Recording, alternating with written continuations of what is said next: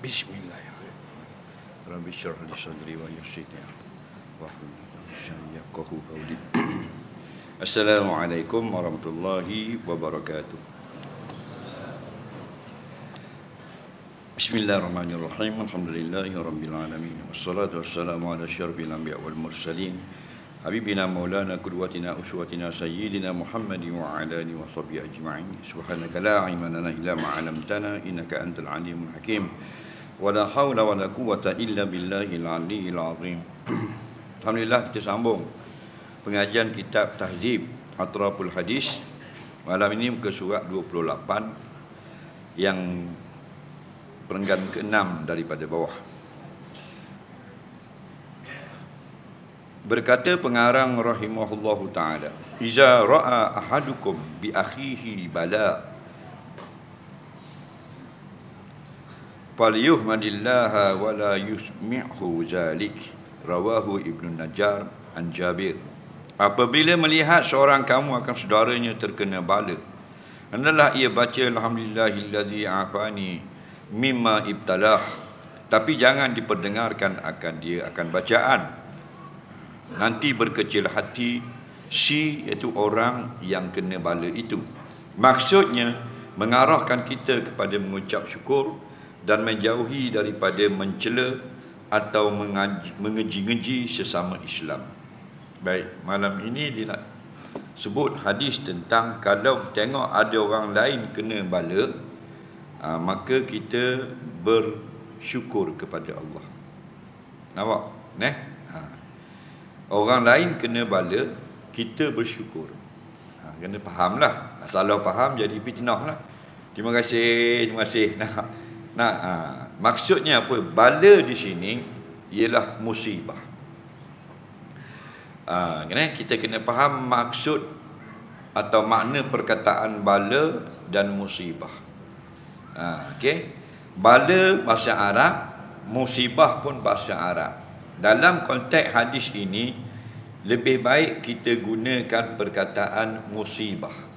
Nampak? Sebab kalau sebut bala, kita takut salah faham. Padahal betul dah bala tu. Bala ni artinya ujian. Musibah, benda buruk yang menimpa orang beriman. Ada beza tak itu? Apa tadi benda mana bala? Ujian. Siapa uji? Allah uji. Apa makna musibah? Benda yang tak molek, yang menimpa orang beriman. Apa makna musibah? Ma asabal mu'min minal azab. Perkara yang tak elok yang kena ke atas orang beriman, dipanggil musibah. Dia musibah tu tak ada yang elok lah. Elok tak elok ni nisbah manusia, bukan nisbah Allah. Allah atur molek belaka dah. Contoh musibah mati anak. Musibah lah. Tu nak bagi kita seeloknya anak itu panjang umurnya, dapat pergi sekolah dan sebagainya. Tapi Allah ambil umur baru 5 tahun mati dah. Musibah. Allazina idza asabathum musibah. Tapi Allah puji pula. Bila orang-orang beriman yang Allah kasih, ialah orang-orang beriman yang allazi idza asabahum, bila menimpa mereka itu musibah, qalu inna lillah, mereka pun berkata kita milik Allah. Nampak? Keluar masjid, selipar hilang, musibah. Kerana yang eloknya selipar tidak hilang, mudah kita berjalan balik. Kalau selipar hilang, susahlah kita. Itu panggil azab. Ma asabal mu'min minal azab. Benda yang tak elok menimpa orang beriman. Tapi kalau bala, dia bukan makna hak tak molek. Sebab kita mindset kita orang Melayu dah lama dah, dari dulu, bala makna tak molek. Salah. Bala makna ujian. Sebab tu Allah uji kita. Hidup kita kan diuji. Kenapa diuji? Supaya naik taraf. Kalau motosikal buat pergi bengkel, nak suruh laju lagi. Ada tak orang budak-budak motor dia buat pergi bengkel, dia buat slow kan? Ada tak? Tak ada, bang. Orang kata payah nak buat slow. Semua nak buat laju. Maka begitulah kita ni, supaya lebih molek, maka Allah uji kita. Gitulah anak-anak kita di sekolah dibuat periksa tau. Nak ada periksa tak? Periksa penggal. Periksa diploma. Apa tujuan? Supaya diuji mana yang terbaik. Maka dalam Quran kata linabluwakum ayyukum ahsanu amala, supaya kami test kamu, kami uji kamu supaya dapat yang terbaik amalan. Mana yang terbaik? Dapatlah. Yang terbaik dengan ujian Allah. Sebab itulah orang yang paling tinggi martabatnya ialah orang yang paling banyak kena uji. Dalil para nabi. Tak ada orang boleh lawan martabat nabi. Nabi lebih pada kita bukan hidung dia macam. Bukan kulit dia putih. Bukan tubuhnya tinggi tau. Mereka lebih banyak diuji oleh Allah. Asyadul bala al-anbiya. Yang paling banyak turun bala, maksudnya Allah uji nabi-nabi. Jadi faham dah makna uji.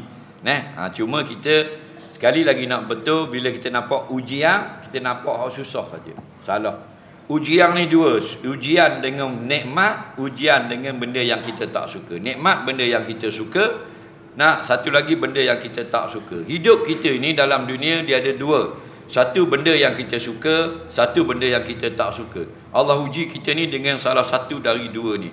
Ada orang Allah uji dengan benda yang dia tak suka, ada orang Allah uji dengan benda yang dia suka. Contoh mudah, dalam dunia ni kalau berniaga, dia tak lari daripada untung atau rugi. Okey, mana hak kita suka? Untung. Mana yang kita tak suka? Itu maksudnya kadang-kadang Allah uji dengan untung, kadang-kadang Allah uji dengan rugi. Dua-dua tu ujian. Jangan nampak rugi je. Untung pun Allah uji. Kita duk rasa Tuhan kasih aku gamanya. Pasal pak utik dah kau ramai laku. Faham tak? Padahal kau dak pergi sejik. Nampak tak? Diuji dengan harta benda. Berniaga laku, itu laku, ni jadi, tu jadi.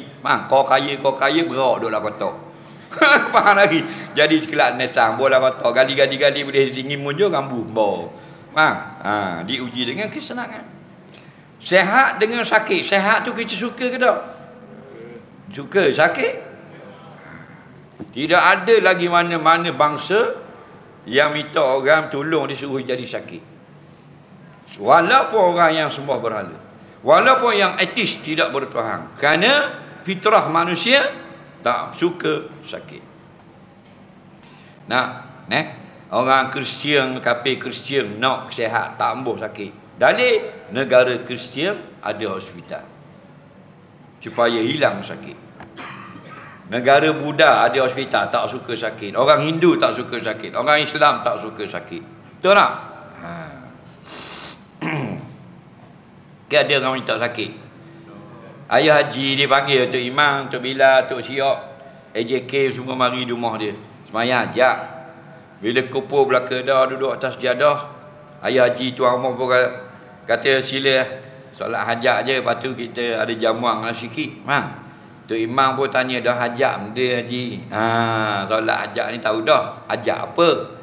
Haji kata gini, kata kita laki bini ni 40 tahun dah duduk bersama. Tak rajin balah. Punya hamba pula tak ada sakit apa-apa. Mak Haji pun sihat belaka, jadi nak minta balah. Nak minta sakit ke lah pula, boleh tak semayang hajat? Ada orang minta gitu. Tok Imam jawab, Haji ada minum ketung dah. Faham lagi? Kerana apa? Fitrah manusia, apa agama, apa bangsa, sama ada yang beriman atau kufur, tak suka kepada sakit, nak sihat. Maka Allah uji dengan sakit. Ada orang Allah uji dengan sihat. Betul tak? Kadang-kadang sakit itu adalah baik, dan kadang-kadang sihat itu adalah baik. Ada benda baik sakit daripada sihat. Contoh ahli maksiat, maka lebih baik sakit. Budak-budak beromba motor, dak semayang dak apa, duk menegak atas motor, baik sakit. Baik accident daripada sihat. Apa? Sihat dia lawan Allah. Dia berjudi online lah. Nampak tak? Dia minum pil, minum emas ketong dia, bahang pil kuda, faham? Contoh. Dengan sebab sihat. Tapi kalau accident, ada budak-budak tengah menegak, Subhanallah, subhanallah, subhanallah, subhanallah, subhanallah, subhanallah, subhanallah, subhanallah. Ada. Tapi bila accident patah peha, Allah, ya Allah. Bunyi dah. Ya Allah. Dia tak kata ya Yamaha, ya Kawasaki. Dah. Ya Allah. Betul tak? Baik sakit. Jadi Allah pun sakit dia. Dia sebut juga nama Allah. Betul tak? Ya.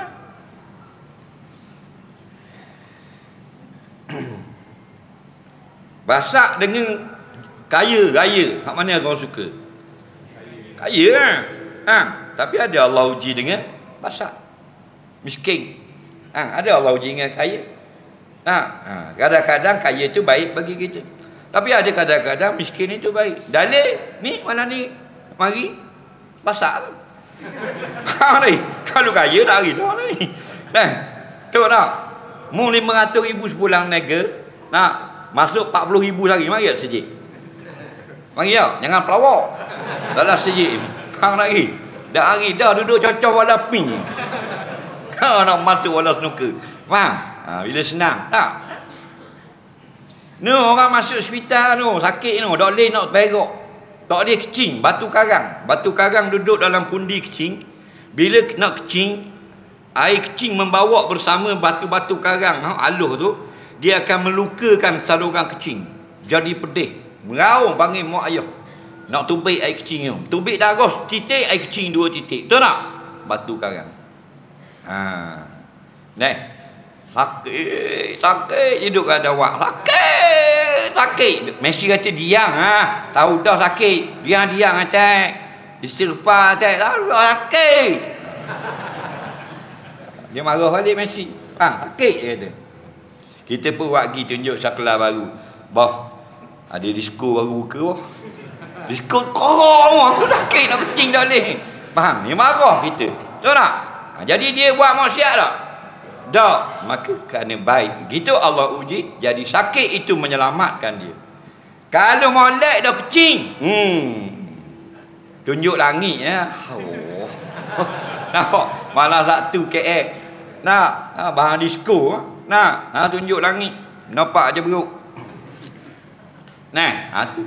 Itu maksudnya.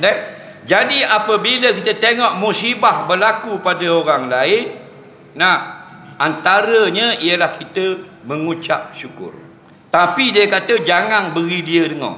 Berhati-hati. Contoh, orang sebelah rumah meninggal dunia. Syukur kepada Allah, aku masih dapat bernyawa di bumimu. Itu maksudnya. Faham? Jangan siapa dia dengar. Gimana? Ramal, meninggal dah ayah. Alhamdulillah. Alhamdulillah. Jangan gitu. Jadi balah lah. Faham tak lagi? Kereta depan accident, kong barang di lori. Separuh tak ada kereta, putus 2. Kita berhenti. Alhamdulillah. Maksud apa? Allah melepaskan aku daripada keburukan. Itu maksudnya. Faham tak lagi? Kerana apa? Kalau begitu, setiap benda kita akan berterima kasih pada Allah. Walau rebah motor pun terima kasih. Apa? Kalau kita Allah beri jadi putus kepala, tak acul pun pun. Faham? Ni putus jari 2 belah. Kalau putus kepala, dah nak qada dah puasa. Kata guana, alhamdulillahillazi afani mimma ibtalah. Segala puji, terima kasih ya Allah yang telah melepaskan aku daripada apa yang menimpa orang tersebut. Tu. Dengar orang kena rapak rumah kita tak kena. Terima kasih ya Allah dan lepaskan aku daripada musibah tersebut. Faham? Itu maksudnya. Kerana apa? Kerana Allah 2 perkara dia buat kepada kita. Dia beri kebaikan yang kita nak. Yang kedua, dia tak beri yang kita nak, tapi dia lepaskan benda yang tak baik. Nampak? Sebab tu sebenarnya semua doa kita dimakbulkan oleh Allah. Tidak ada yang disia-siakan. Semua Allah makbul. Tapi makbul cara Allah, bukan cara kita. Allah makbul lagu mana? Ada 3 cara Allah makbul doa. Yang sebut dalam Quran, ud'uni astajib lakum. Nampak? Doalah, mintalah kepada aku, mesti aku akan makbulkan. Mesti guana kita berdoa 3 tahun dah. Nak buat rumah sendiri dah siap-siap lagi ni. Faham? Kena faham. Maksud astajib lakum, aku perkenankan itu cara aku, cara Allah. Bukan cara kita. Cara Allah lagu mana? 3 cara. Yang pertama, apa yang kita minta, dia bagi. Ini paling banyak dalam kehidupan kita. Nampak? Pernah tak kita nak pergi jalan jauh, kita berdoa selamat? Pernah tak? Nak pergi Kuala Lumpur, dah selamat tak? Lepas tu perjalanan balik ke Terengganu pula, kita doa tak naik kenderaan, dah selamat tak? Dah beribu kali tu. Banyak dah selamat. Tapi tak nampak. Kita tak nampak bila nak boleh bini seekor lagi. Hak tu kita nampak. Hak dak makbul lagi. Hak hari-hari Tuhan makbul tak nampak. Apa yang kita minta, hak tu dia bagi. Faham? Hak tu paling banyak. Nombor 2, apa yang kita minta diberi di akhirat. Faham tak lagi? Kita minta dunia diberi akhirat. Nak, ni banyak tak? Kita minta kaya dah, kaya sekarang. Padahal duduk kampung tu kaya dah. Faham tak? Hak duduk tu parking ngecang kaya. Hak duduk tu kaya semua bagus miskin. Mana gitu? Doa hari-hari, 5 kali sehari. Dak kaya-kaya. Allah simpan nak kayakan dia di akhirat. Cara Allah.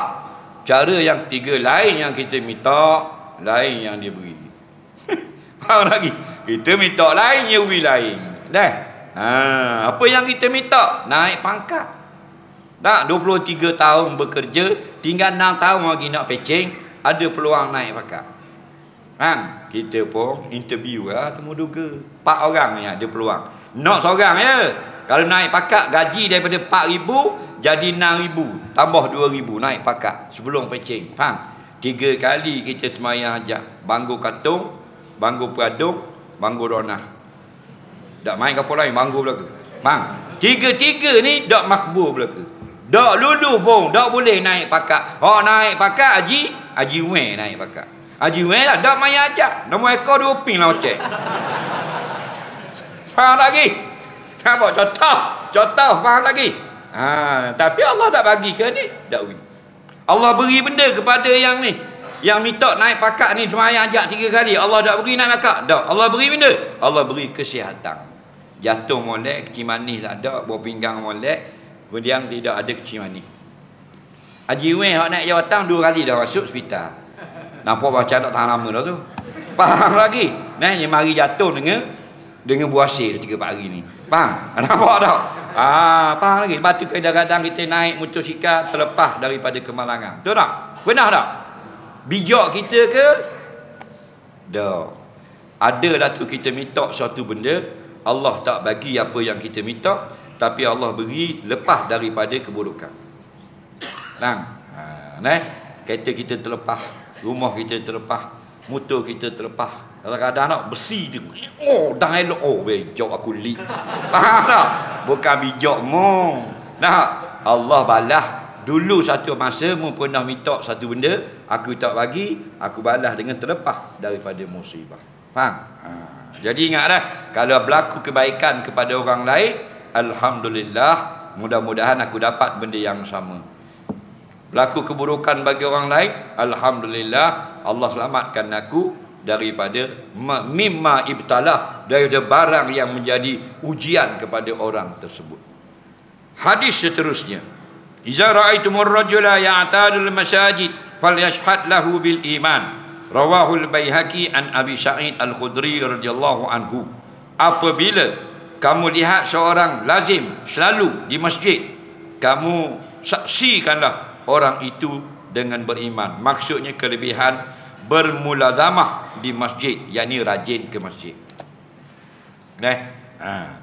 Masjid ni apa? Masjid ni tempat orang sujud.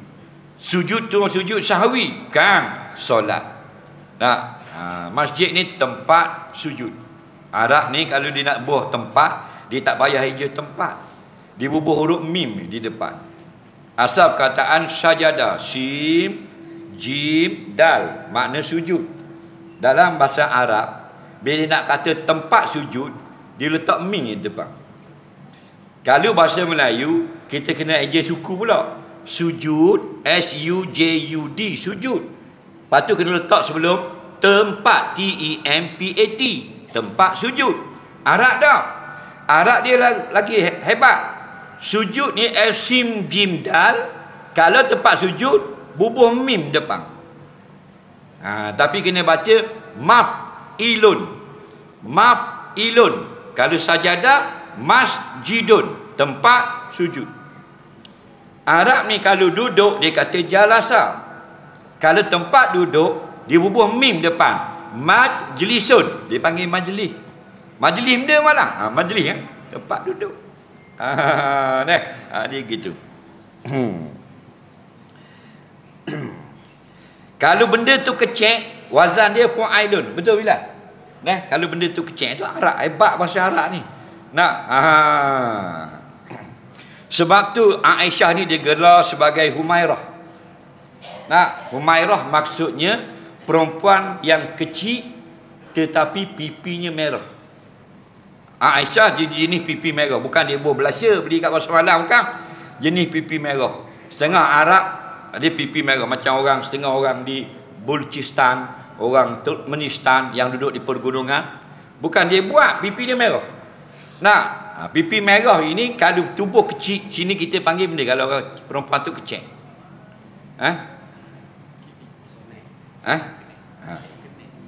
Genit. Kenek. Tu pendek, kecil tu. Kecil macam silam majid tu. Kecil. Tidak besar gitu. Kecil. Dia dewasa tapi dia tak tinggi sangat. Kau kata lain. Kau ada lah.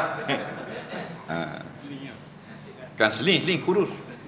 Genit. Genit. Dia tidak besar, tak tinggi macam orang. Dia Arab dia panggil Humairah. Maknanya perempuan yang kecil, pipinya merah. Nampak atas wazan fu'ailun. Sebab tu dah cerita kartun dia kecil. Doraemon. Kan dia kecil. Jadi bila kamu melihat akan orang yang ya'tadul masjid, selalulah pergi masjid. Ni ramai ni muka masjid. Maka bersaksilah orang itu orang beriman. Dan yang tak pergi masjid orang kafir, bukan. Maksudnya orang yang selalu ke masjid, orang yang sempurna iman. Orang yang tak suka pergi masjid, orang yang ada masalah. Kalau ada iman, imannya kurus, tak gemuk. Kita nak bukan tubuh je gemuk, iman pun gemuk juga. Kenapa? Kerana masjid ini rumah Allah. Kenapa dipanggil rumah Allah? Allah duduk dalam masjid, bukan. Litakrim, memuliakan masjid. Maka dikatakan sebagai rumah Allah. Batu dipanggil Masjidil Haram, Kaabah tu Baitullah. Padahal masuklah Kaabah mana ada Allah. Allah tidak bertempat. Kenapa dikatakan Baitullah? Idafah itu ke litakrim, memuliakan bangunan Kaabah itu. Sebab tu dikatakan naqatullah, unta Allah. Nabi Soleh kan? Dibunuh pula unta itu kerana memuliakan. Jadi dikatakan masjid ini rumah Allah. Kerana tempat ini mulia. Banyak tempat-tempat hebat di atas bumi ni. Kita pergi jalan sampai di New York, tengok hebat. Pulau Manhattan dengan New York tu dia pula tu. Atas pula tu didirikan bangunan ni, biasa 80, 90, 100 tingginya. Beratus-ratus tim, beribu-ribu tim bangunan. Dia sebesar negeri apa benda ni 9. Besar negeri 9. New York tu saja. Semua bangunan. Hebat tu. Kita pergi di Paris, hebat. Kota raya Paris. Dia bukan bandar raya, kota raya. Banyak tak tempat hebat. Gunung Everest. Pergi sampai dia Argentina, tengok Tuhan buat black dia Iceland. Tapi tempat yang terbaik masjid. Termasuk masjid Bangau Bergadung. Kerana Nabi sebut dalam hadis, khairu buq'ati fil ardi masajiduha wa syarruha aswaquha. Atau kama qala. Tempat terbaik di atas bumi masjid. Tempat terburuk di atas bumi pasar. Apa maksudnya? Maksudnya pasar tu jahat, kan? Maksudnya kebanyakan orang pergi masjid itu ialah orang baik-baik. Dan kebanyakan benda yang dilakukan dalam masjid benda yang baik. Walaupun ada seorang dua mengumpat dan sebagainya, tapi tak nampak. Yang nampak ialah banyak benda yang dibuat, benda yang Allah suka. Apa benda Allah suka dalam masjid? Orang solat, Allah suka. Orang berzikir, Allah suka. Orang selawat, Allah suka. Majlis ilmu, Allah suka. Majlis istighfar, macam-macam lah, Allah suka. Baca Quran, Allah suka. Iktikaf, Allah suka. Dah di pasar tak ada benda yang baik. Banyak. Tapi banyak benda yang tak baik. Contoh, orang menipu. Banyak tak di pasar? Orang menipu ni ramai sejik ke pasar? Faham lagi? Batin kata wa syarruha aswaquha. Seburuk-buruk tempat di bumi pasar. Jangan nampak pasar Batu Nang. Bila sebut aswaq, pasar maksudnya tempat orang ramai berhimpun, berjual beli. Sama ada kita panggil pasar, sama ada kita panggil supermarket, sama ada kita panggil mall. Tak kira lah tempat ramai orang. Pasar malang, maka Allah tak suka. Bukan tak suka meniaga pasar malang, banyak berlaku pembohongan di situ. Contoh pembohongan, orang jual beli. Contoh orang jual tidak betul pada sukatan. Tak sampai sekilo, kata sampai sekilo. Tak cukup 20 utik, buah 18 saja, kata 20. Pihak penjual. Pihak pembeli pula, buah dah ikan 11 ekor sekilo, pelik mata tukar jual, tambah seekor lagi bulan lagi. Tukar jual tak nampak. Betul tak? YB Kadir? Tu. Lepas tu orang hap supah pula. Wallahi jual mata cici. Wallahi mata cici ni kalau ubuh lah rumah, tu pelesik atau kopek tak masuk belaka dah. Banyak wallahi banyak bersupah yang tidak patut. Allah tak suka. Banyak ngaruh berlaku di pasar. Cuma orang yang ingat agama, dia ke pantang larang, maka dia berjual dengan baik.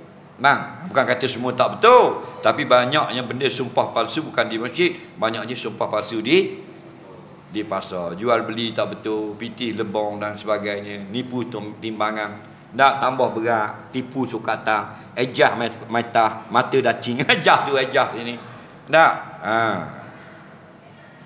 Jenis kerak main lagi negaan orang. Nampak kerak orang kat situ, sekat sini, ejah dengan pemborong dan sebagainya. Banyak. Itulah ayat wailul lil mutaffifin, masuk neraka dah orang yang meniaga tipu. Nampak? Jadi tak boleh kata masuk neraka marah. Nampak? Dah nak kata macam ni, masuk surga dah orang menipu. Maka kita berdustakan akan kalam Allah. Jangan sekali-kali ikut manusia, ikut Allah. Allah kata masuk neraka, kita kata masuk neraka. Faham? Kalau tak berani nak mengajar, tak usah mengajar. Faham?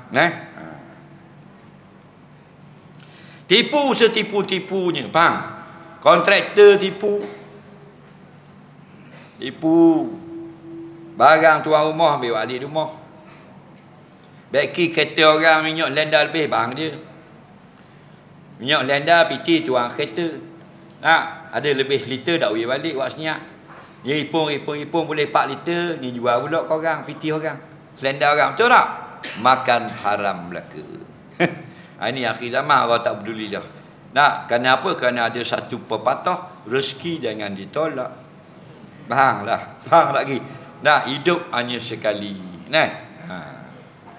Jahit baju lebih kain 2 meter, tak pulang balik buat senyap. Orang marah ambil baju. Wajib kena khabar, tuan.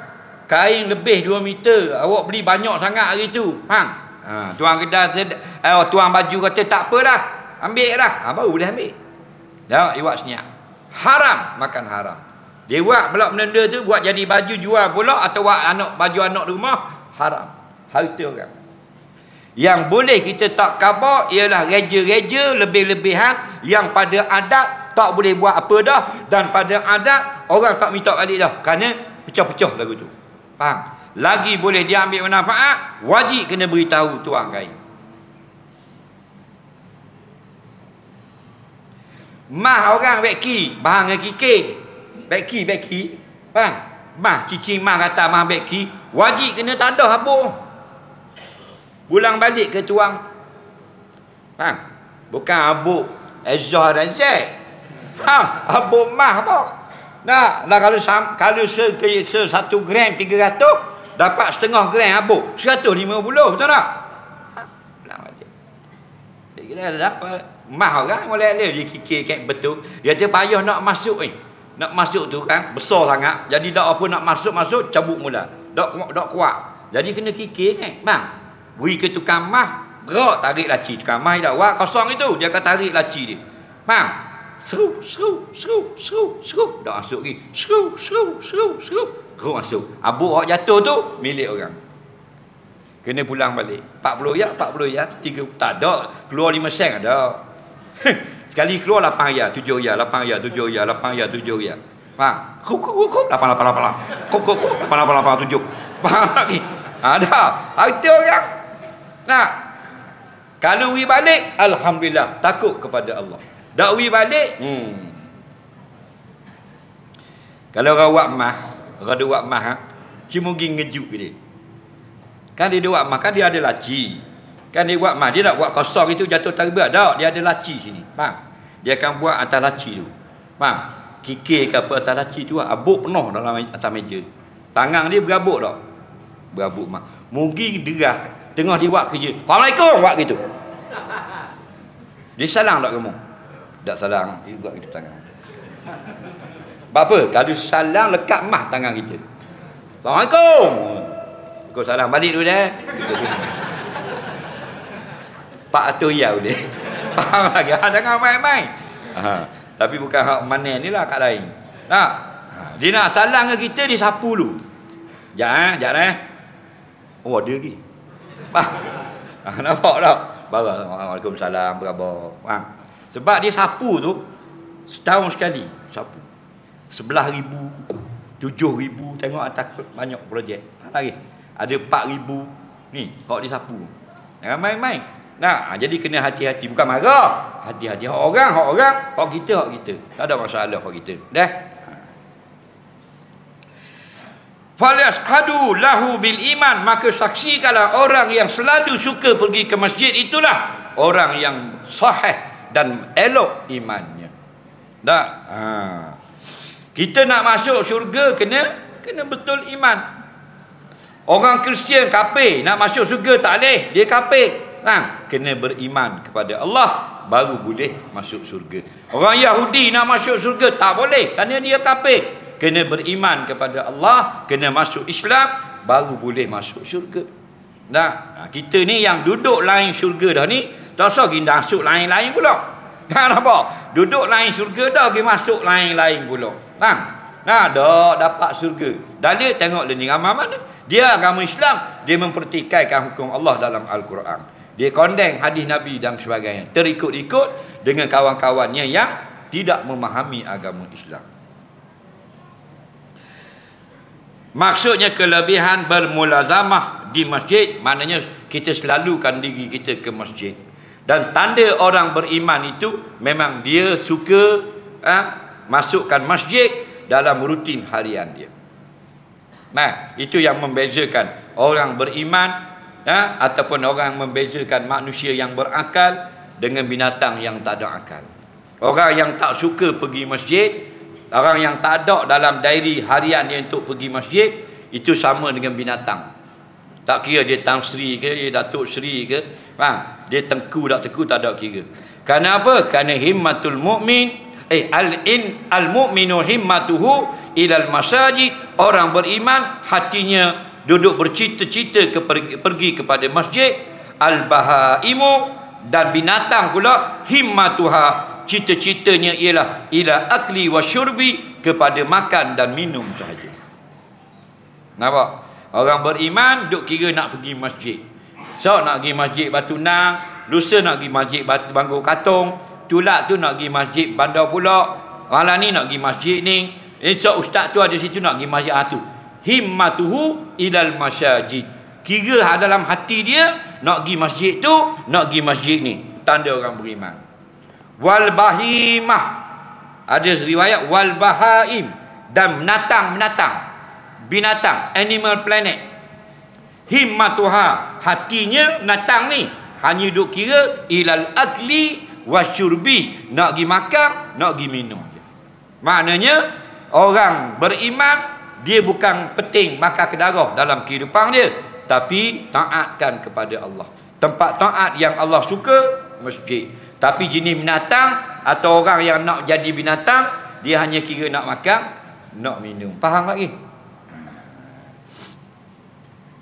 Kita nikah di masjid. Faham lagi? Lepas tu dah nampak muka. Nak nikah masjid. Apa? Ambil berkat. Nampak tak? Tak. Ambil berkat. Subuh dah mayang. Berkat korok apa? Faham lagi? Bukan salah, tak salah. Tapi tidak wajib nikah di masjid. Faham lagi? Sahabat ramai kahwin di rumah. Faham lagi? Tak salah nak nikah di masjid. Tapi biarlah orang masjid. Bapa nikah di masjid, dia orang masjid kan? Patut nikah di masjid. Betul dah. Demo tak pernah mari masjid dah. Sibuk apa? Kita kontraktor besar lah. Kelas EX. Buat jambang, buat apa. Lepas tu, banyak duduk kat projek lah Ustaz. Tak boleh pergi masjid. Dan nikah kat projek. Nikah atas tu, kat seming. Dua nikah duduk dalam mesin kisah seming. Faham lagi? Pakak nikah hidup yang kadang-kadang pusing lah tu. Tak ada masalah, sah kat nikah. Masjid kubur terakhir umat Islam. Untuk kita cari agama di masjid. Dah kat lain tak boleh cari agama? Boleh. Tapi Nabi suruh pergi masjid.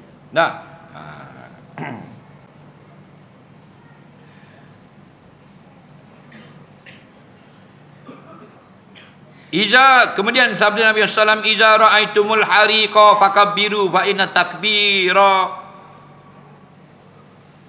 yutfi'uhu. Tak berapa comel cetakan dia kembang. Yutfi'uhu baca dengan ya, kemudian huruf ta, huruf pa, huruf hamzah. Yutfi'uhu.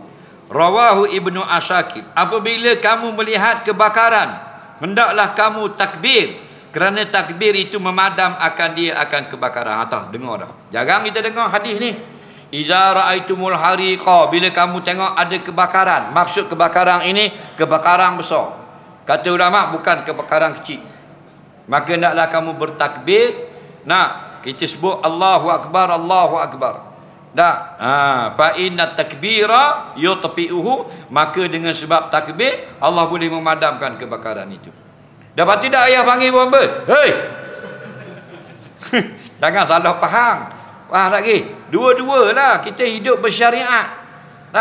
Hidup dengan kasbi, hidup dengan usaha. Usaha itu syariat kita. Faham? Telefon bomba, sementara bomba datang takbir. Ni api. Ya, pada kata api baik kata Allahu Akbar, Allahu Akbar, Allahu Akbar. Dia lagu tu. Kata tak pernah dengar hadis. Ni hadis ni kitab hadis. Nampak? Tahzib atraful hadis. Tapi kitab ini disusun mengikut abjad. Kalau hadis bermula dengan hamzah, dia di hadapan. Hadis yang bermula dengan huruf mim di belakang. Hadis yang bermula dengan huruf ya belakang sekali. Dia ikut abjad. Macam kitab hadis lah. Kalau kitab sahih, kitab sunat lain, dia ikut bab. Tapi kalau kitab musnad, dia lain. Kitab sunat kitab musannaf, dia lain-lain. Dia ikut nama perawi hadis, ikut nama sahabat dulu. Iza ra'aitumul hariqa fakabbiru. Apabila kamu tengok ada kebakaran, kata ulama yang mensyarahkan hadis, kebakaran besar. Jangan kebakaran kecil, orang bakar sapoh. Lalu tengok orang bakar sapoh. Allahu Akbar, Allahu Akbar, Allahu Akbar. Apa? Bakar sapoh. Salah lah. Kebakaran yang besar yang boleh menyebabkan keburukan. Rumah terbakar, bangunan terbakar, hutan terbakar. Takbir. Sambil jiru air pun boleh takbir. Seorang ke ramai? Ramai-ramai. Bukan seorang. Kerana Nabi kata fakabbiru dengan jamak ada huruf waw. Kalau tak ada waw fakabir, seorang sudah memadai. Allahu Akbar, Allahu Akbar, Allahu Akbar. Takbir kuat ke perlahan? Kuat. Nak tengok panjang lebar boleh tengok dalam kitab Syarah Azkar, kitab Futuhat. Kitab itu mensyarahkan kitab hadis Imam Nawawi, Azkar Nawawi. Nama syarah dia kitab Al-Futuhat. Dia ada 4 jilid besar. Dia menerangkan tentang bertakbir ataupun azan selain daripada masuk waktu solat. Sebab azan, asalnya azan ini memberitahu masuk waktu solat. Lepas tu kita tengok dalam kitab-kitab fiqh, kitab-kitab hadis, dia kata babul azan. Ini bab pada menyatakan azan. Makna azan. Bermula makna azan. Al-i'lamu bidukhuli waktu solat. Pemberitahuan dengan sudah masuknya waktu solat. Bawah bab tu mesti kita akan jumpa. Dan di sana ada juga tempat yang lain daripada solat, kita disunatkan azan. Ataupun bertakbir. Nah, contohnya ketika musafir. Ini sebut dalam kitab Azkar Nawawi. Okey, boleh tengok di sana tahun 90-an tak jumpa bahasa Melayu Azkar Nawawi, bahasa Arab. Okey? Bahasa Arab. Sekarang alhamdulillah Azkar Nawawi diterjemah dalam bahasa Melayu, bahasa Malaysia. Ni tebal ni. Okey, dalam RM70 cetakan yang cantik. Beli cetakan yang cantik. Senang kita tengok tak? Macam-macam zikir ada disebut oleh Imam Nawawi. Di antaranya kita azan bila ada kebakaran. Nampak berlaku kebakaran besar. Begitu juga ketika nak berperangan. Begitu juga kita ada bertemu dengan binatang buas. Kerana apa? Kerana binatang ni dia tidak macam manusia. Manusia ada yang takut kepada Allah, ada yang berani dengan Allah. Itu manusia tak molek. Ada pun binatang tak ada, melainkan semuanya takut kepada Allah. Orang minum arak, kita pergi bank ni lari tak? Faham tak pergi? Pergi kasino, Genting Highland, bang, hari Sabtu ke hari Ahad ke, ramai-ramai Tok Siok, AJK ke apa, Musi, Tok Bila, Tok Imam, keliling kasino, bang, Allahu Akbar, Allahu Akbar. Bang, dia berhenti tak main judi? Dah, mari jaga igat bola lari kat lagi. Lagi. Kerana manusia itu derhaka kepada Allah. Mereka mudah lupa. Lebih-lebih lagi yang kuat lupa orang kafir. Dia lupa Allah beri dia kehidupan. Dia lupa Allah beri dia nyawa. Lalu dia derhaka kepada Allah. Kenapa dia lupa padahal dia sudah berjanji? Orang kafir sudah berjanji akan memeluk agama Islam. Ya, dia sudah berjanji. Semua orang kafir sudah berjanji tidak akan jadi kafir. Bila? Di zaman roh. Allah sapu belakang Nabi Adam. Ada pendapat mufassirin di atas di dalam syurga. Ada pendapat setengah di tafsir pada pertengahan langit. Faham tak lagi? Maka keluarlah kita semua dalam bentuk roh yang sangat halus. Allah tanya kita, alastu bi rabbikum. Kita ada, orang kafir ada. Semua orang ada. Berbilion-bilion manusia berbentuk roh. Semua keluar. Dan Allah tanya, alastu bi rabbikum. Adakah kamu akan menjadi Tuhanmu bila aku hidupkan kamu di bumi nanti? Qalu bala syahidna. Semua roh menjawab, termasuk roh orang kafir. Ya, bahkan kamu tanya dah hari ini, kami mengaku kamulah Tuhan yang sebenar. Kalau kami hidup di dunia, kami hanya beragama Islam. Dia ingat tak kisah ni? Kita dah ingat. Hak mari masjid dah tahu kala. Pasal dah nak selfie masa tu. Faham? Tapi Allah abadikan kisah itu dalam Quran. Itu mengingatkan kita. Betul, orang yang paling banyak lupa janji ni ialah orang kufur. Kufar. Maka binatang mana yang tak takut Allah? Tak ada. Sebab tu dalam kitab-kitab ulama, kalau kita jumpa binatang yang membahayakan nyawa kita, kita azan. Kita takbir. Contoh kita masuk siapa bira tu agi pikul padi ke apa ke, waktu baik tarik atas batas, tedung sela gini duk tak muka. Pernah berlaku lah, tapi bukan diterang di Pahang kalau tak silap. Di gigi depan ni, tinggi dada. Kalau tedung sela ni besar betih.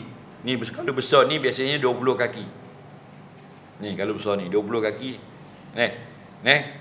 Kalau 20 kaki dia boleh berdiri 5 kaki. 1/4. Kalau panjang 8 kaki dia berdiri 2 kaki naik.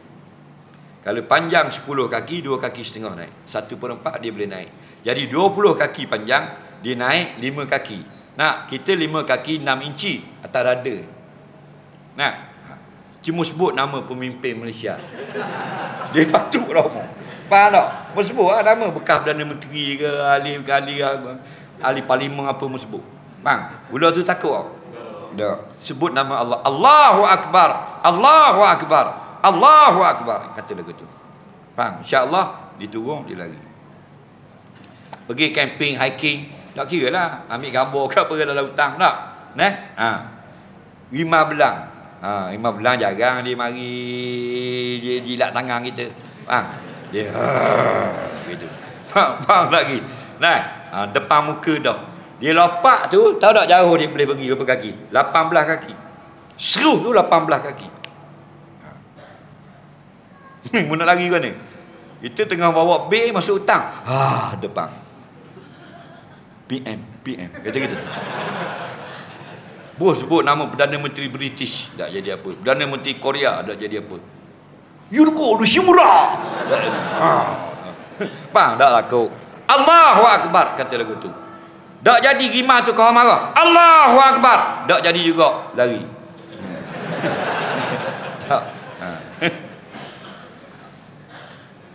Nah, jadi bila terbakar, sambil-sambil panggil member, sambil-sambil jiru air, sambil-sambil menyelamatkan orang, sebut nama Allah. Allahu Akbar, Allahu Akbar, Allahu Akbar. Nah, sambil-sambil padam, sambil-sambil air memadamkan api, sambil-sambil Allah beri kebaikan dengan mengurangkan kepanasan.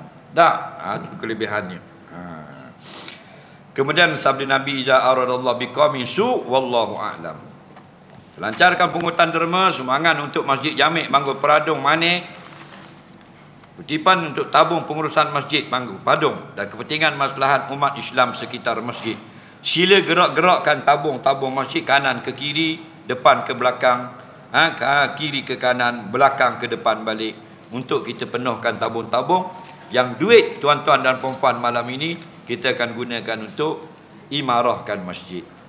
Sambil itu kita tengok soalan.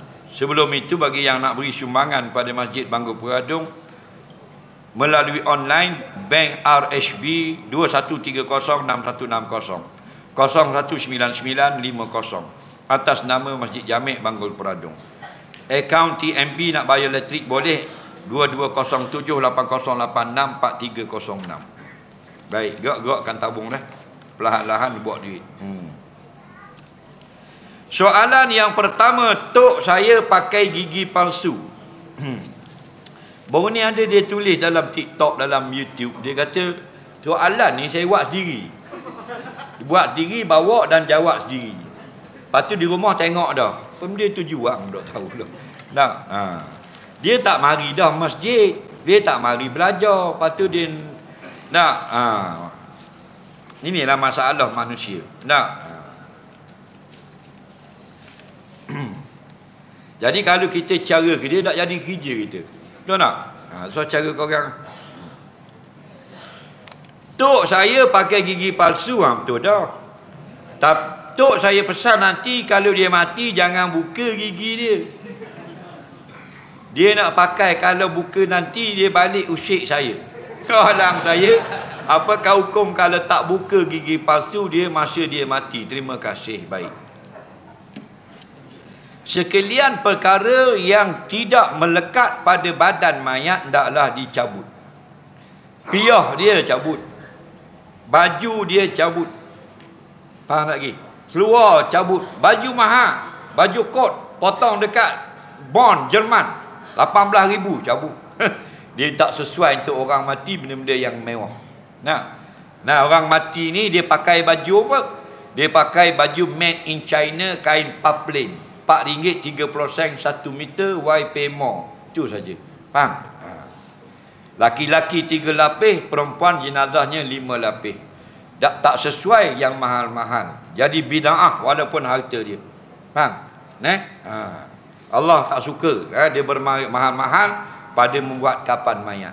Kerana yang elok itu untuk orang hidup. Kerana mayat akan bertemu dengan danau dan pecah perut. Okey, datang tukang mandi mayat, cincin cabut. Okey, kepiah cabut, serebang cabut, topi sudu Bosco cabut. Baju cabut, baju MU pun cabut habis. Seluar dalam pun cabut. Faham? Panties cabut habis. Mandi mayat, lepas tu masukkan pakaian ahli kubur. Laki-laki 3 lapis kain kapan, perempuan 5 lapis. Faham lagi? Sekurang-kurang selapis yang menutup auratnya. Okey? Kemudian persoalan dia, tok dia kata, tok dia pakai gigi palsu. Benda yang palsu yang Allah tak marah saja, gigi palsu. Hak lain sumpah palsu semua dilarang syarak. Gigi palsu tak ada masalah. Tok dia kata kalau tok mati, jangan buang gigi tok. Pasal dak comel sangat bangun padang mahsyar gigi. Faham lagi? Jadi dia nak pakai gigi palsu. Dengar baik-baik.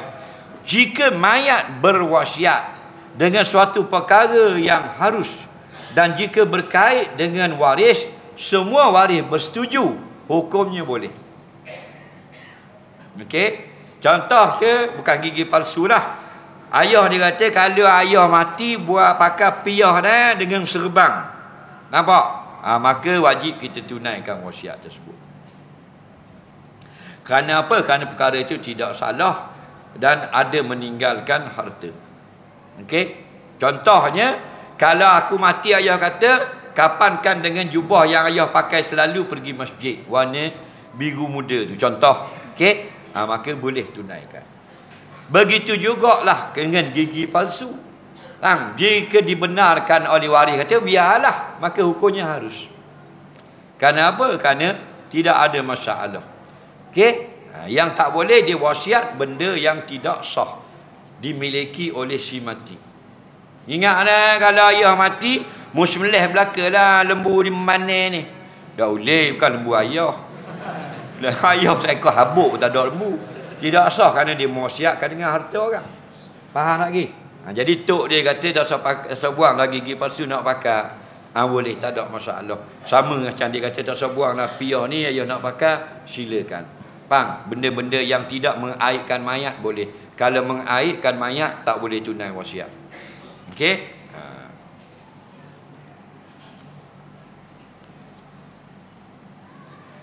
Saya hanya pandai baca Yasin. Boleh tak saya baca Yasin saja hari-hari tanpa belajar baca Al-Quran? Boleh. Hukum baca Al-Quran seluruh ayat, seluruh surah 114 fardu kifayah. Bukan semua orang wajib. Yang semua orang wajib hanyalah baca Al-Fatihah. Kerana dia menjadi surah yang menjadi rukun sembahyang. Faham? Seluruh umat Islam hanya wajib pandai baca Fatihah. Tapi atas setiap mukim, sekurang-kurangnya kalau mana ni sekurang-kurang ada seorang boleh membaca 30 juzuk. Faham tak lagi? Fardu kifayah. Yang fardu ain surah Fatihah. Jadi kamu boleh baca Yasin lebih baik daripada baca Fatihah saja. Tapi jangan dibaca Yasin masa Fatihah. Faham tak lagi? Lama dah habis baca dalam fitah Yasin.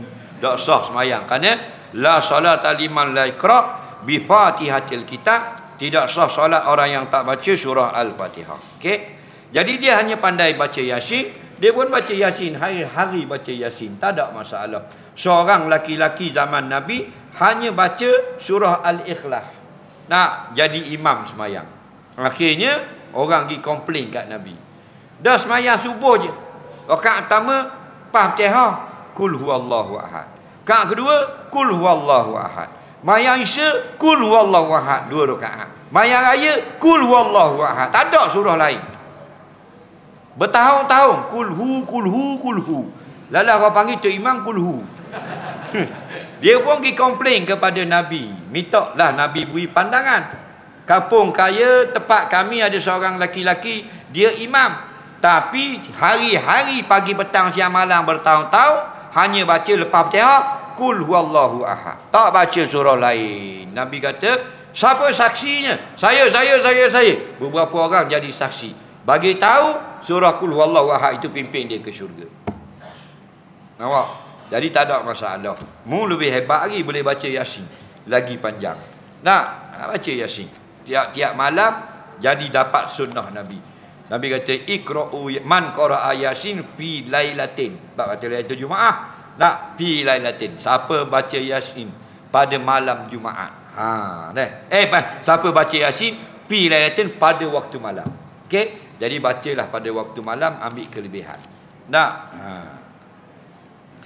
Imam Al-Qurtubi dalam kitab tafsirnya Ahkamul Quran, dia kata siapa baca Yasin niatkan kebaikan, niat murah rezeki. Kalau baca Yasin niat sembuh dari penyakit insya-Allah. Ketika baca Yasin. Tu. Saya kencing dedas, lepas tu nak pergi solat jemaah keluar air kecil, sah ke solat? Orang yang kencing dedah maknanya lepas kencing keluar lagi. Lepas kencing menitik lagi. Bermakna paip dia ada masalah. Ni paip ni kat rumah kita dekat sinki. Kadang kalau yang baru kita tutup paip, keluar tak lagi air. Tak. Tapi bila dah lama kita tutup kemas pun menitik air. Tu panggil dedas. Tapi dedas paip ni senang. Pergi DIY. Tukar paip baru. Okey? 2 riyal aje. Nak? Nah, 2 riyal saja tu paip baru, betul tak? Kalau yang besi RM8. Tapi kalau dedah kita, mana ada jual yang ribet. Faham tak lagi? Tak.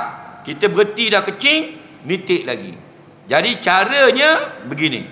Awak nak pergi semayang, tunggu masuk waktu Isya. Allahu Akbar, Allahu Akbar. Oh, masuk Isya dah. Masuk dalam jamban, kecing dulu. Lepas kecing, istinja, basuh kecing. Lepas basuh kecing, ambil tisu, buat macam ni. Buat di mucung picang, buat di telur, buat di mucung pistol. Alah, dia kira ni kena kabar belaka. Kan buat di peluru, buat di pistol tu, buat gitu. Faham tak lagi? Lepas tu bakar luar dalam, biar sendar gitu. Lepas tu ambil wuduk. Bila ambil wuduk, kita biarlah nak pergi di masjid, menitik, dimaafkan. Dan kalau orang biasa menitik, tak maaf, kena ambil wuduk semula dan basuh. Awak bukan orang biasa. Awak istimewa. Apa istimewanya? Orang yang ditimpa kesukaran. Al-masyaqqah tajlibu at-taysir. Orang yang kesukaran diringankan hukum. Tak sama dengan orang lain. Orang lain berjalan nak pergi masjid, menitik kecil, wajib balik basuh, tukar seluar. Betul tak? Awak menitik dah buat dah macam kita suruh, macam ulama kata buat ni, dimaafkan. Lepas tu tunggu orang qomat semayang apa semua, keluar lagi 6 titik. Tayat akhir 3 titik. Lalas sekali semua sekali 19 titik duduk sini. Semayang Isya sah. Semayang sunat boleh buat 100 rakaat pun boleh. Tapi nak semayang fardu pula tak boleh, kerana sudah keluar kencing. Nah, bila fardu yang lain mesti tunggu masuk waktu, bersih pula, tisu yang baru, wuduk yang baru. Faham tak lagi? Soalan seterusnya.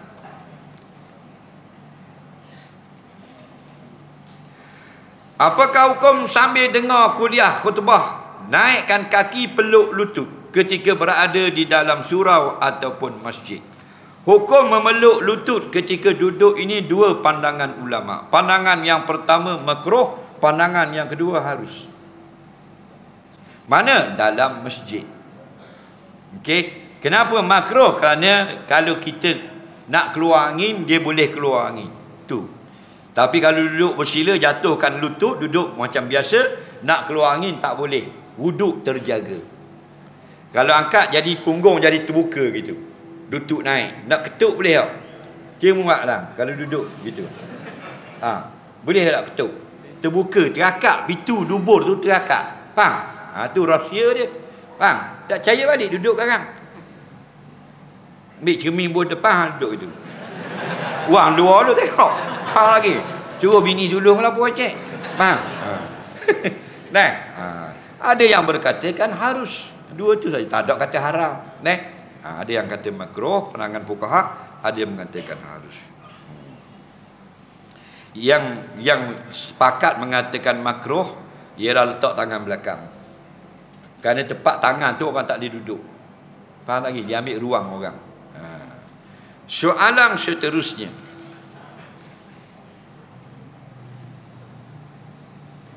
Saya datang lewat ke masjid, saf pertama ada kosong, tapi saya buat saf baru di belakang. Orang yang datang lepas saya pun sambung. Dan saf yang kosong depan masih kosong sampai habis solat. Sunat penuhkan saf sebelum buka saf yang baru. Kalau kita sengaja kita biarkan kosong saf, kita buat saf baru, perbuatan itu makruh. Dan adakah dapat solat yang sempurna? Tidak sempurna dah. Kerana nak sempurna itu kalau saf itu 20 orang, mesti 20. Ada orang dia malas nak pergi ujung. Alah sini Allah Akbar. Dia ikut suka dia. Rasa macam mazhab Syafi'i bukan. Ikut suka dia tak. Sebab kita ramai kalau kita tak belajar, tak dengar betul-betul, kita ikut suka. Betul tak? Patut 4 orang lagi kosong pergi dulu. Contoh. Tapi kalau tak nampak tu lain. Dia tak nampak ada kosong di situ. Terlindung. Dia pun buat yang baru. Dimaafkan. Tak hilang fadilat sah. Kerana orang yang uzur. Faham? Berat kita ni, biar penuh dulu. Ada orang dia tak suka ujung, dia kata abuk, macam abuk-abuk sikit. Abuk dia tak mau abuk, dia nak sebab sedap. Mayan tak wasyong pun. Faham? Katanya Sayyidina Ali, Nabi bila dia angkat kepala daripada sujud, batu dekat atas dahi. Batu tu. Faham? Kita tengok nak bersih ni. Nak bersih, nak apa. Sagongnya.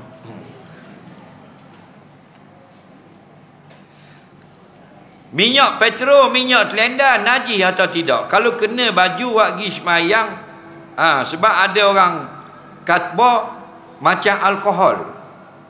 Baik. Minyak selenda najis ke tak? Tidak najis. Dia daripada dalam bumi. Faham tak lagi? Minyak petrol dimasak. Dia minyak ni dimasak. Minyak mentah tidak dimasak. Sama macam daging mentah. Tak masak, balik rumah masak. Minyak gitu juga. Dulu dimasak, diambil dengan kapal. Dulu dia tahun mula-mula jumpa minyak di Terengganu tahun 78. Lebih kurang 80-an ada satu kapal besar di Laut Terengganu, nama dia Esso Murcia. Satu kapal tanker besar seluas 7 padang bola. Dibeli oleh Petronas, letak dalam laut, lepas tu dia jack dengan rata 4 dahak, tak gerak dalam laut. Mana-mana pelantar minyak yang sedut minyak mentah masuk dalam tu dulu. Kapal-kapal daripada darat dia ambil daripada minyak tanker tadi. Faham? Awak balik dan masak di sini. Okey, sekarang dah ada pipe daripada telaga minyak di Laut Cina Selatan, guna pipe bawah tanah. Faham? Atau atas tanah sampai ke Paka, sampai ke Santung, sampai ke apa benda ni, Kerteh kan. Di sana dimasak. Kok mana pula jadi najis? Tak jadi najis. Dia masak grade tinggi sekali, minyak kapal terbang. Grade rendah minyak kereta. Grade rendah lagi minyak diesel. Dia tak najis. Kok mana datang najisnya? Tak ada masalah. Kena baju sunat basuh kerana dia berbau tidak enak. Saya tak pandai sembelih ayam, tolong ajar saya sebab saya kena sembelih ayam di depan bakal ayah mertua saya suruh. Saya takut putus kepala ayam.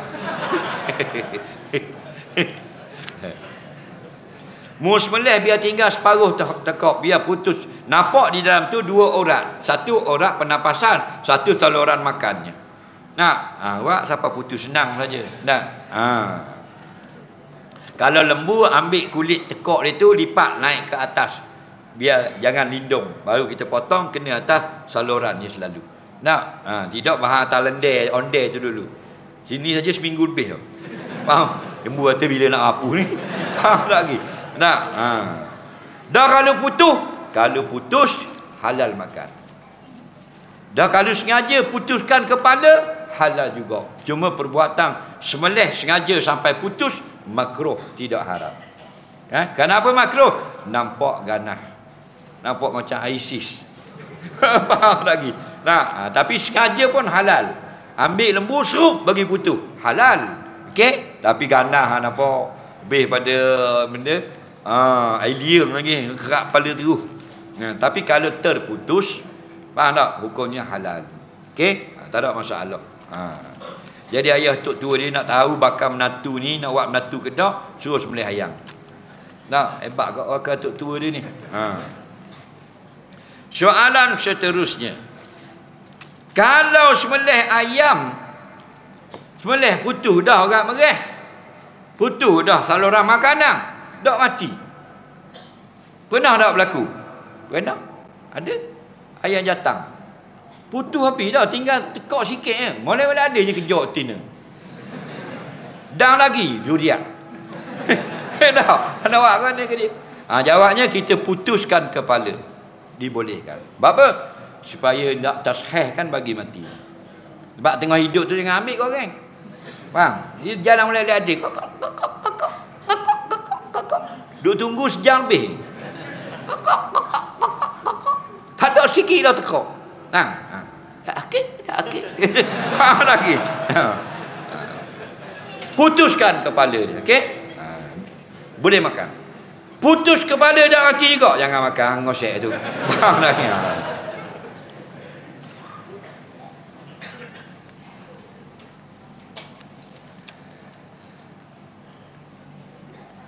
Kalau kita nak pergi haji tak mampu sebab kesihatan uzur dan tak ada pembantu, bolehkah kita upah haji? Dengar baik-baik.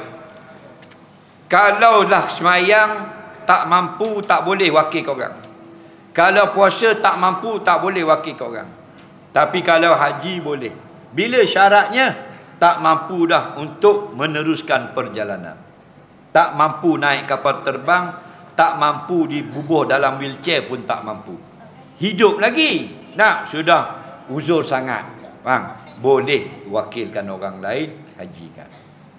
Boleh. Tak syarat mati. Okey? Kalau puasa syarat mati. Okey? Baru boleh.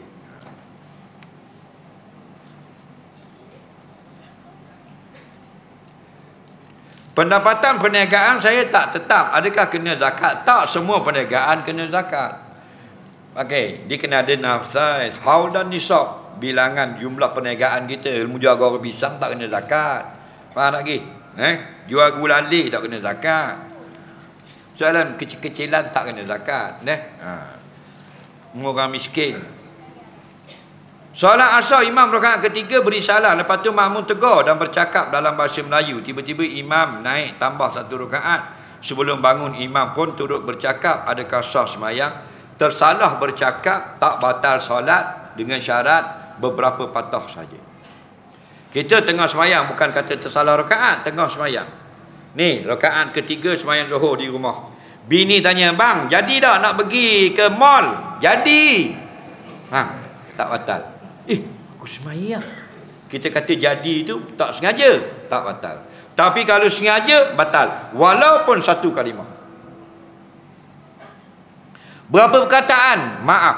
Dalam kitab-kitab fiqh mazhab Syafi'i 6 perkataan. Nampak?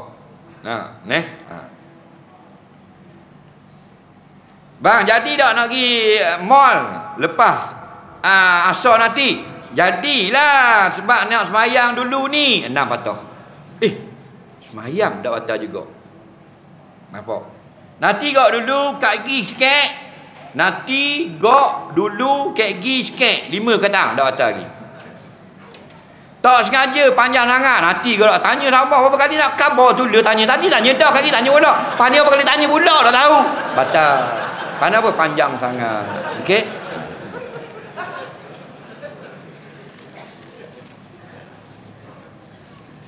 Kalau anak pakai pampers luar dia pakai tu kena basuh ke tak? Tak ada najis, cuma bau saja cawat. Kalau tak najis tak ada apa-apa. Dah kalau bau sunat kita basuh.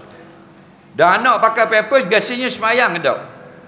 Tak lah, umur 2 tahun jarang budak semayang. 20 campur dak semayang. Faham lagi? Tak. Jadi basuh tu bukan kerana nak solat, basuh tu kerana membersih. Maka bersih itu disukai agama. Soalan seterusnya sikit lagi dah.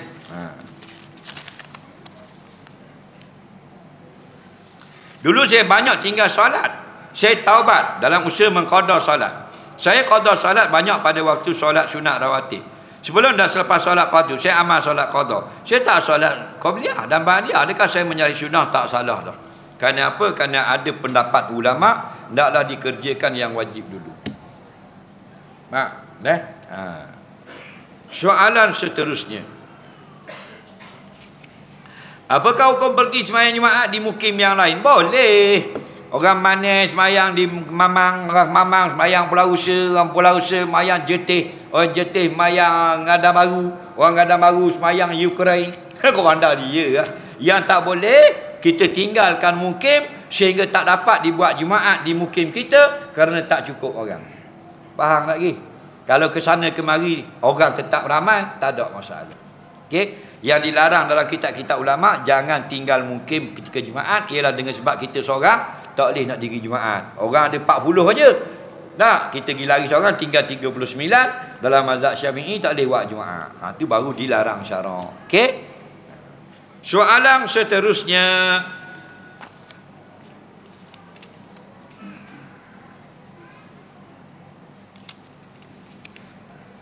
Ada seorang kawan jiran rumah saya ajak kawan saya pergi masjid tapi dia tak nak pergi masjid. Dia nak solat di rumah. Patut ke saya khabar ke rumah kawan saya? Boleh. Khabar je lah. Hari ni dia nak solat rumah, khabar. Tak apalah. Esok kita pergi masjid. Esok solat di rumah pula. Lusa kita pergi masjid. Jangan berhenti berdakwah. Itu saja. Faham? Kita diri bukan beranak dalam masjid. Dah ingat kita dulu. Lebih pada komunis. Tahu tak? Boleh tak jual emas secara hutang? Kalau emas dengan emas tak boleh. Yang ada khilaf tu emas dengan pitih. Tengah ulama kata emas dengan pitih pun tak boleh juga berhutang, mesti dengan qabat, dengan unjuk mengunjuk dan dengan nilai yang sama juga. Kerana emas itu kerana pitih itu nilainya daripada emas juga. Tapi ada khilaf. Tapi kalau emas dengan emas, perak dengan perak, dua syarat. Sama timbangan, cash.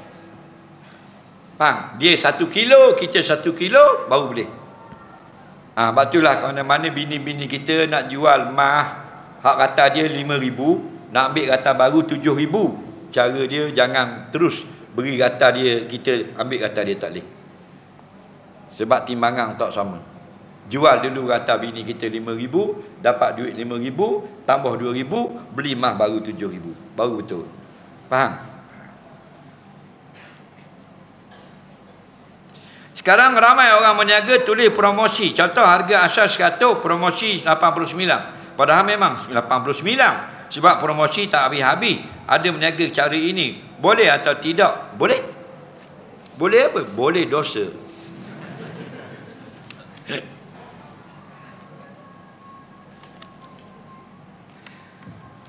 Gini.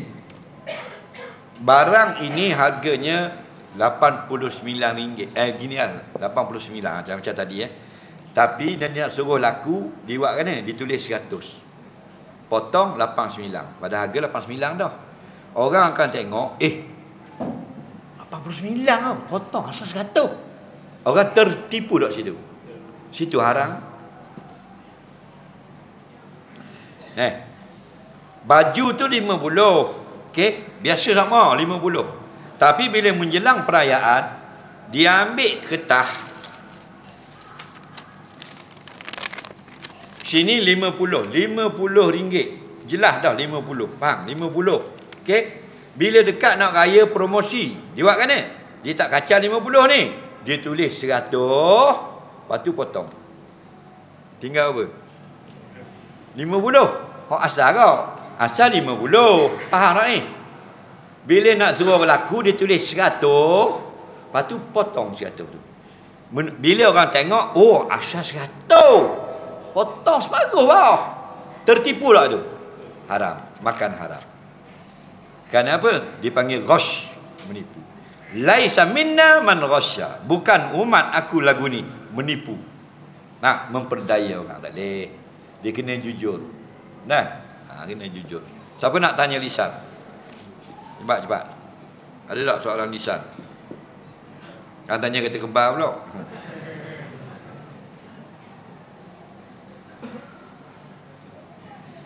Tempat saya belajar tidak dibolehkan memakai purdah. Bolehkah saya buka sekejap ketika belajar? Jawabnya, kalau awak menutup muka sebagai satu kewajipan, tak boleh buka. Tapi kalau buka kerana hajat, dibolehkan. Contoh kerana hajat, bila kita nak dikenali dalam peperiksaan, tak mahu orang tipu. Kita nak dikenali dalam menyeberangi sepadan negara, tak boleh orang yang lain. Kita nak dikenali dengan pengenalan diri, nak tengok sama tak dengan IC, itu dia boleh, tak salah. Walaupun kita menutup atas pandangan yang mengatakan muka itu wajib tutup. Jadi atas nama, kalau kita nak dapatkan mengambil periksa dan benda itu berguna untuk maslahat kehidupan kita, tak ada masalah. Yang tak boleh buka sampai nampak aurat yang ijma' ulama' wajib ditutup. Adapun muka ini dua pandangan. Pandangan pertama mazhab Syafi'i juga bukan aurat. Pandangan kedua saja aurat. Faham lagi? Jadi orang yang tak tutup muka pun boleh, orang yang tutup muka pun boleh. Okey? Tapi kalau ada tempat kerja, kata di sini tak boleh lengan panjang, kena lengan pendek, haram kerja. Kerana apa? Kerana lengan itu sepakat ulama' wajib kena tutup. Tapi ramai orang buka lengan. kerana nak dapatkan 1000 sebulan. Betul tak? Sini tak boleh pakai jubah, kena pakai jin. Ada tak syarikat? Keluar jin pun ambil punggung-punggung anak dara kita. Betul tak? Yang 1500 tahun dulu datang Rasulullah, tutup anak dara kita dengan pakaian yang labuh. Kita buka balik kerana nak berkhidmat dengan musuh-musuh Allah dan dibalas dengan sedikit duit. Betul tak? Hina tak kita? Hina lah. Lagi nak tanya dah? Siapa nak tanya soalan? Ya. Beli kereta kepada ayah. Nama beri ke ayah ke tak? Beri pinjam ke beri ke dia? Beri terus milik ayah. Meninggal dunia jadi saka. Yang tak jadi saka awak bagi pinjam. Okey? Ayah pinjam kereta kita lah. Nak, kita ada kereta 2 hotel, ayah pinjam kereta kita ayah nak pinjam hak mana? Tak, ayah jangan nak ibu ambil. Tak contoh. Okey? Pinjam. Tapi kalau kita beli, tak kira beli lagu mana pun, lepas tu beri hadiah ke ayah, milik dia. Bila mati, faraid. Jangan ambil milik lain. Faraid. Okey? Lagi soalan? Ya? Sembahyang?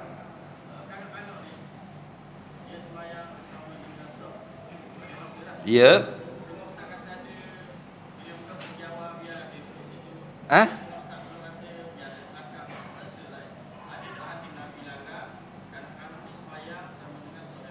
Okey. Soalan dia, kanak-kanak ada ustaz kata boleh duduk dengan sah dewasa kanak-kanak. Ada ustaz kata tak boleh, kanak-kanak kena pergi belakang. Dengar baik-baik. Okey, kemas molek dah ni. Yang betulnya ialah tengok jika datang serentak. Faham lagi? Kalau serentak datang, iaitu imam, makmum dewasa, kanak-kanak, perempuan. Okey, 4 golongan. Maka imam di depan sekali, di belakang imam makmum lelaki dewasa, di belakang lelaki dewasa kanak-kanak kita letak, di belakang kanak-kanak wanita. Itu cara dia. Bila serentak sampai. Faham tak? Datang bersama-sama. Okey? Tetapi jika datang dulu dan kemudian, contoh datang kanak-kanak dulu, dia pun duduk di sah depan, 20 orang penuh sah. Faham tak lagi? Kanak-kanak. Okey? Kemudian 15 minit lagi datang pula orang dewasa satu sah. Maka kanak-kanak berhak duduk di sah depan ni, kerana itulah hak dia. Tidak boleh sekali-kali kita halau dia ke belakang. Tak boleh. Yang kata kanak-kanak belakang dewasa ketika sama-sama datang, maka dia atur dewasa depan, kanak-kanak belakang. Tapi kalau kanak-kanak datang dulu duduk sah depan, tak boleh kita undurkan dia. Melainkan kanak-kanak itu belum mumayyiz. Faham tak? Ramai kita tolak. Belakang. Nampak? Dia tak mengaji kita. Faham? Dah. Nampak? Dia kata apa? Luput fadilat lagi. Tak ada. Jangan. Kanak-kanak lebih berhak. Tengok dalam kitab Majmu' Imam Nawawi. Tengok dalam kitab Asnal Matalib Syekh Zakaria Al-Ansari. Tengok dalam kitab apa benda ni, Tuhfatul Muhtaj Syekh Ibn Hajar Al-Haythami. Tengok dalam kitab Mughni Muhtaj Syekh Khatib Asy-Syarbini. Kanak-kanak berhak dengan sah. Dia datang dulu, dia duduk depan. Jelas lagi? Jangan kita undurkan kanak-kanak. Okey? Kalau nak puas hati, balik lagi buka Facebook atau Google, tulis situ. Tak, kanak-kanak di saf hadapan. Dia akan keluar keputusan. Kalau nak saya tulis, pergi Facebook saya dulu, gambar senapang, tengok dekat search itu tulis. Kanak-kanak saf hadapan. Dia akan keluar hak saya tulis. Tak boleh kita undurkan kanak-kanak, tak boleh. Dia berhak dengan saf yang dia sampai dulu. Kenapa memari lambat? Okey? Lagi soalan? Mana budak-budak? Tak ada. Tak ada budak-budak. Budak nak tanya kita kebal pula. Ya.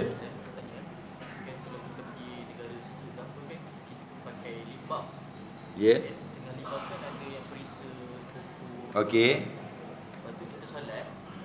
Waktu solat tu kita terasa perisa. Okey, batal atau tidak solat bila perisa lipstick mulut ini terasa di lidah. Okey. Lipstick perempuan nak lawa tu kadang-kadang dia ada rasa strawberry. Begitu juga lip balm. Apa yang kita lomor pada bibir kita di negara sejuk. Okey? Kadang-kadang ada rasa lemon. Bila kita semayang, rasa lemon itu jatuh atas lidah, tak batal. Yang batal menelan sesuatu. Kita rasa lemon dan kita telan, batal. Tapi kalau tak telan, tak batal. Dia apa yang batal tempat puasa, dalam solat batal. Okey, kita puasa, kita ambil lemon sikit, kita buat di lidah.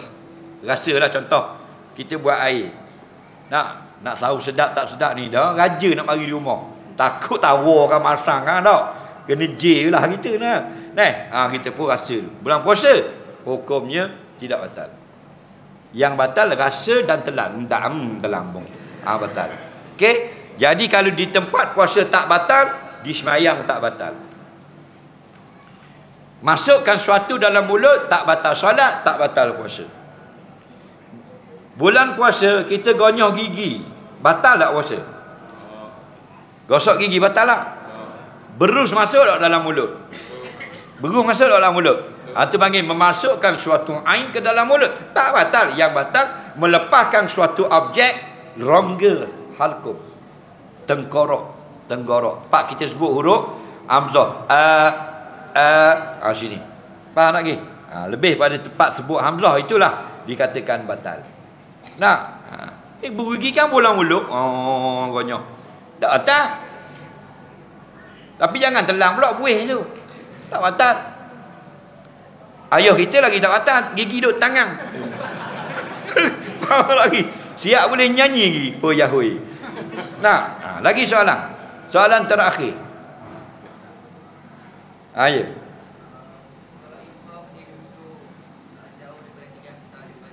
Imam duduk jauh sangat daripada jemaah. Apa dia? Baik. Kalau di dalam bangunan yang sama, tak apa. Tapi tidak afdal. Kerana yang afdalnya supaya keluar pada khilaf, jangan lebih daripada 3 hasta. Ni 1 hasta, ni 2 hasta. 1, 2, 3. Sini. Kita pegang tangan sini. Jangan gerak. Hujung kan. Okey. Tu. Jangan imam pada duduk lindung. Kerana ada yang mengatakan jadi mengurangkan fadilat mengikut imam. Faham? Walaupun dalam mazhab Syafi'i, imam duduk seorang di situ, kita duduk di belakang dalam bangunan, tak ada masalah. Yang jadi masalah ialah dengan orang yang di luar bangunan mengikut orang dalam masjid. Jangan sampai 300 hasta. Itu kaedah fiqh. Okey? Orang dia sembahyang di luar, dalam pernah dah dia sembahyang di luar tu. Jangan dia tu jarak dengan orang ni 300 hasta. Adapun dalam satu masjid tak ada masalah, lebih dekat lebih baik. Pak, contoh kita masuk Masjid Nabawi. Imam sudah berada duduk di dalam tahiyat akhir. Kita baru masuk dari pintu belakang, lambat bangun. Contoh, di Madinah. Dan imam itu 1 kilo di depan. 1 kilo kalau mau berjalan, dang tau. Tak dang. Jadi musafar bawah ni takbir dah. Allahu Akbar. Sah. Jangan jalan pula. Allahu Akbar. Kali kira. Jadi jauhnya semua tu ada 80 sah lagi bawah safar kat imam. Berapa takbir dah? Pasal takut salam dah. Dalam bangunan. Sah. Okey? Tak ada dah soalan? Tak ada dah. Alhamdulillah. Terima kasih pada yang bertanya. Mudah-mudahan Allah pertemukan kita pada kali yang lain. Allah manfa'na bima 'allamtana wa 'allimna bima yanfa'una. Rabbana zidna ilma. Rabbana atina fid dunya hasanah fil akhirati hasanah wa qina adzabannar. Sallallahu sayyidina Muhammad wa ala alihi wa sahbihi wasallam. Walhamdulillahi rabbil alamin. Assalamualaikum warahmatullahi wabarakatuh.